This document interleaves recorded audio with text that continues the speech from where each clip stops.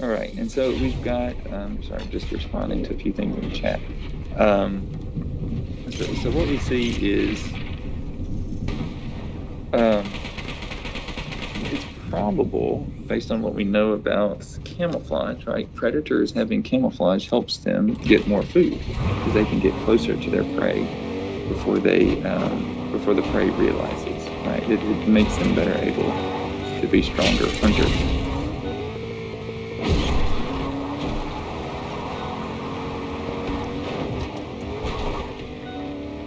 And so let's just sort of see, this is obviously we don't know exactly how this happened, but the pieces are sort of in position to point towards this being the mechanism for how it happened. Again, there's a lot of stuff that we don't know about this, but we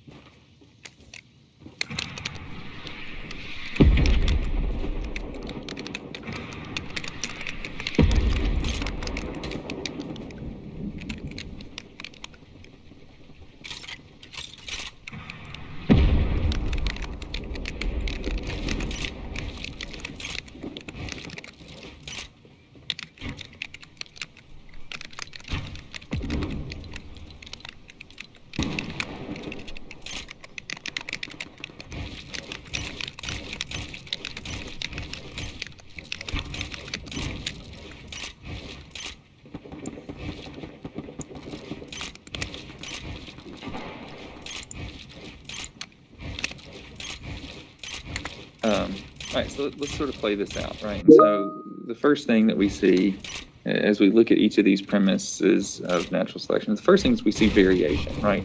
Before this bear, there was no variation for fur color. They were just all brown. And so there was no ability for the population to really change because there wasn't any variety. But if this mutation comes in, then it has an opportunity to spread throughout the population. Okay, so the second thing we see is that there is competition, right? And so this is sort of that overproduction, right? There are limited resources in this difficult environment, and so only the best bears are going to survive, and only the best bears are going to effectively win.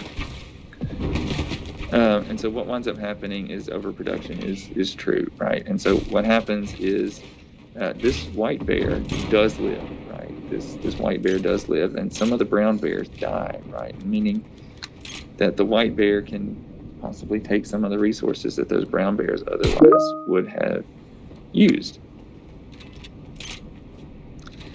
And so remembering that traits are inherited from parents, so if that bear succeeds and lives to be an adult, then guess what? By the time it's reproductive age, then it can have its own. The Kodiak bear, yeah. Not exactly the same bear, but very similar, yeah.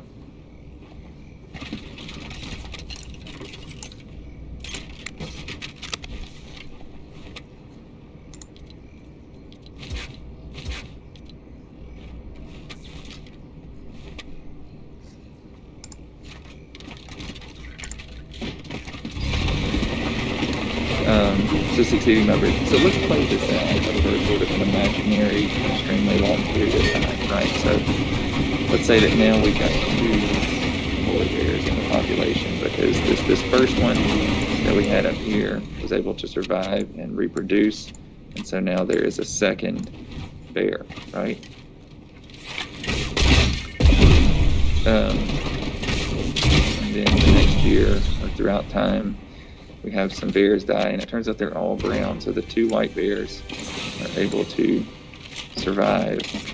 And some of those brown bears are replaced by white bears, right? And this trend just continues, right? So next year, similar thing happens. Not all of these brown bears, though, are replaced by polar bears, right? Only some of them are replaced by polar bears, or by white bears, I guess at this point we'll just call them. And so the process continues, and what we see is that having white fur isn't a perfect, it's not a guarantee that you're going to survive. It just makes it more likely. It makes it increases the probability of your success.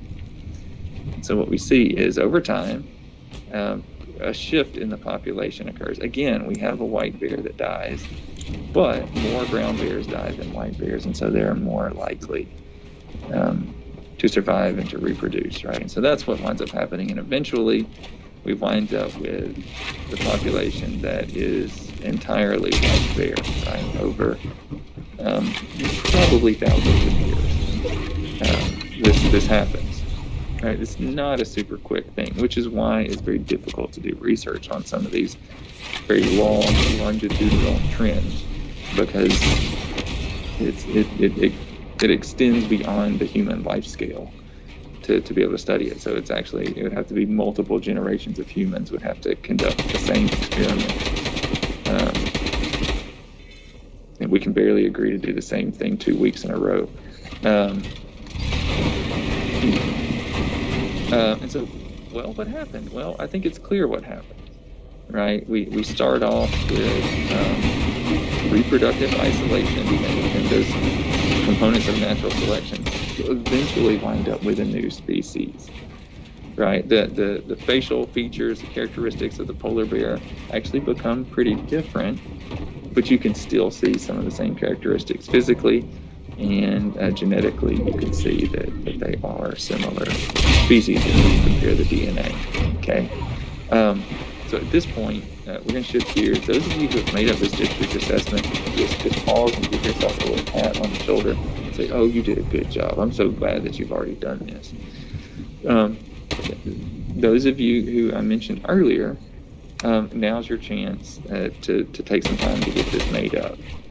Okay, so maybe I will repost the information for how to access the test. I apologize that the formatting got kind of weird on this.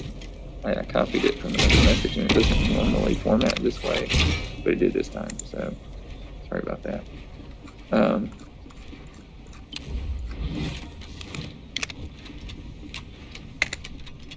right, so I reposted the information there. If you would just let me know when you finish so I can look back and be sure to change your grade, because I've already entered the grade in, and it becomes kind of difficult, like sorting through who's done it and who hasn't. So if you would let me know if you finished the test, that would be helpful. So again, you've got until essentially the end of the day today to get this done. So if you get it started and you kind of need some extra time, I'm okay with that. But by the end of school today, you need to be done. So I can either this evening or tomorrow morning, before my meeting tomorrow, get all these grades in.